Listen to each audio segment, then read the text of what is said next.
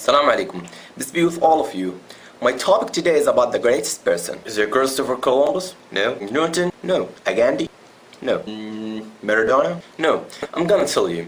He is the Prophet Muhammad, peace be upon him. Why do you say Muhammad?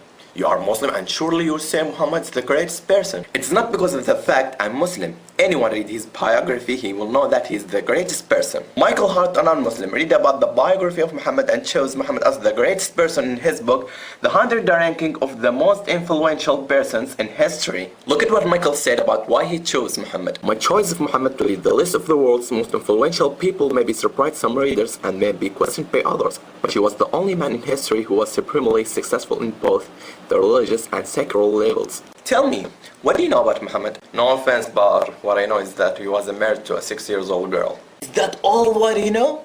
You know that the people who are trying to warp Islam are telling you that it was a flaw.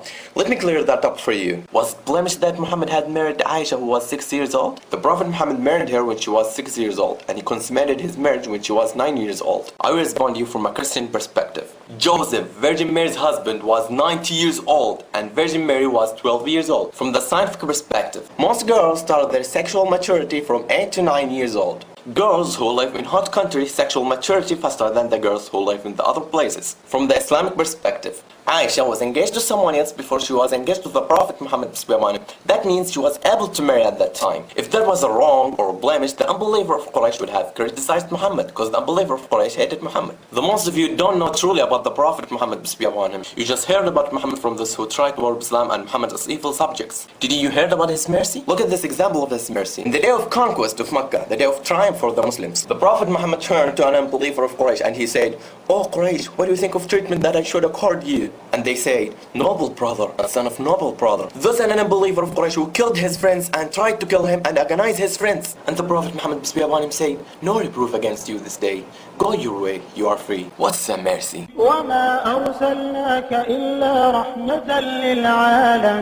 Do you know that the biblical prophecy about the Prophet Muhammad peace be upon him? I don't think so. Why not? We believe that the Gospel and Torah were the words of God, but they have been distorted. Look at what Allah said about this. الذين يتبعون الرسول النبي الأمي الذي يجدونه مكتوبا عندهم في التوراة والإنجيل.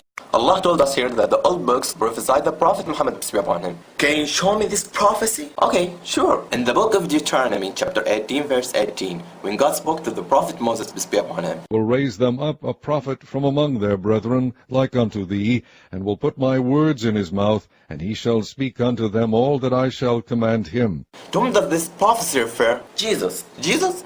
Is Jesus like Moses? Prophet like Moses. According to you, Jesus is God, but Moses is not God. According to you, Jesus died for the sins of the world, but Moses did not die for that. According to you, Jesus went to the hell for 3 days, but Moses did not go there. So, Jesus is not like Moses. Now, we will see if Moses was like Muhammad or Jesus. Moses and Muhammad had a father and mother, but Jesus had only mother. Moses and Muhammad were born the normal natural course, but Jesus was created by a special miracle. Moses and Muhammad married and begotten children, but Jesus remained a bachelor all his life. So, Jesus is not like Moses, but Muhammad like Moses. Look at another prophecy in the book of John, chapter 16, verse 13. "Howbeit when he, the Spirit of truth, is come, he will guide you into all truth. For he shall not speak of himself, but whatsoever he shall hear, that shall he speak. And he will shew you things to come." The Prophet Muhammad peace be upon him did show us the truth. The Prophet Muhammad peace be upon him disclosed to us what is come. And the Prophet Muhammad peace be upon him did not speak on his own initiative. وما ينطق عن الهوى إن هو إلا وحي يوحى. Another prophecy in the book of John, chapter 1, verse 19 to 22.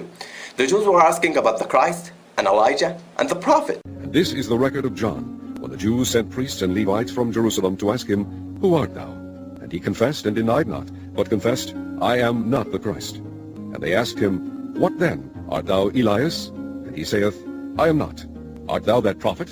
And he answered, "No." Then said they unto him, "Who art thou?" They were waiting for the Christ to come. We know that the Christ is Jesus. And they were waiting for Elijah to come. And we know Elijah. And they were waiting for the Prophet to come. But who's that Prophet? The Prophet is Muhammad peace be upon him. That's what the Bible said about Muhammad. I bear witness that there is no God but Allah. And I bear witness that Muhammad is messenger of Allah. And I bear witness that Jesus is messenger of Allah. I hope you read more about the Prophet Muhammad peace be upon him. If you want to know more about the Prophet Muhammad peace be upon him, you can check this website, www.rasulullah.net. Peace be with all of you. Assalamu alaikum.